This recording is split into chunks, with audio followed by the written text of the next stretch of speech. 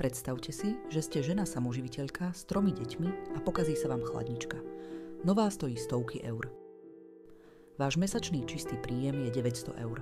Z toho približne polovicu zaplatíte za bývanie. Na jedlo, oblečenie, cestovné a všetko ostatné vám zostáva 450 eur. Ako to vyriešite?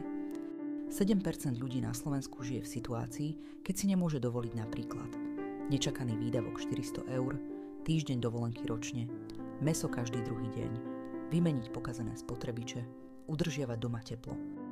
Nazýva sa to závažná materiálna deprivácia a prvýkrát v našej modernej histórii sa do nej prepadlo viac ľudí, než je priemer Európskej únie. Aké stratégie prežitia volia chudobní ľudia? Napríklad Renáta cestuje každý mesiac do 30 km vzdialeného poľského supermarketu. Osminka masla tam stojí 80 centov. Cestoviny vyrába doma, je to lacnejšie. Chladničku aj kočík našla na internete zadarmo. Na lieky si požičiava od známych. Jej 20-ročná dcéra musela ukončiť školu ešte pred maturitou. Teraz pracuje v pekárni a prispieva na rodinné nákupy. Deti, ktoré vyrastajú v chudobe často, nemôžu chodiť na krúžky, nedostanú kvalitné vzdelanie, majú horšie šance nájsť si dobre platenú prácu, zostávajú v rovnakej situácii ako ich rodičia. Na Slovensku žije v riziku chudoby takmer 1 milión ľudí. Ako sme sa sem dostali? Do roku 2020 chudoba klesala. Potom sa trend obrátil.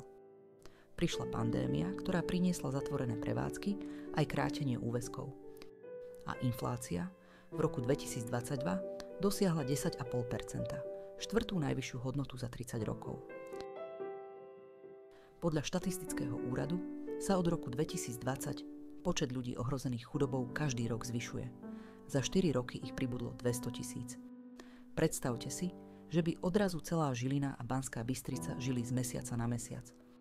Chudoba nie je fenoménom menej rozvinutého sveta, ale aj každodennou realitou na Slovensku.